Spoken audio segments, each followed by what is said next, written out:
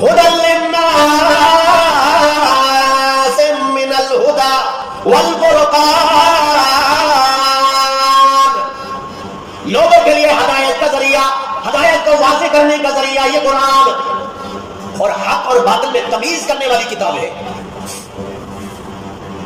تو گویا رمضان بھی اور قرآن بھی قرب الہی کا ذریعہ ہے. اس لیے تو جہاں پہ قرآن مجید میں جہاں پہ یہ آیت موجود ہے کہ شہر رمضان الذی انزل فیہ القرآن،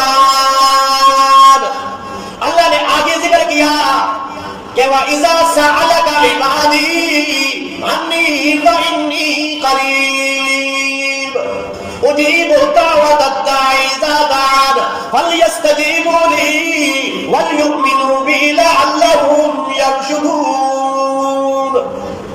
فرمایا میرے پیغمبر، میرے بندے تم سے سوال کریں کہ رب کہاں ملے گا. فرمایا میرے پیغمبر نے کہہ دیجئے فَإِنِّي قَرِيبٌ، میں تو تمہارے زیادہ قریب ہوں. نَحْنُ أَقْرَبُ إِلَيْهِ مِنْ حَبْلِ الْوَرِيدِ، تمہاری جان تمہاری اتنی نزدیک نہیں ہے جتنا رب ذوالجلال تمہارے نزدیک ہے. تو فرمایا رمضان قرب الہی کا ذریعہ ہے، اللہ کے قرب کا ذریعہ ہے. اور قرآن بھی رمضان بھی یہ قرب الہی کا ذریعہ ہے. اس لیے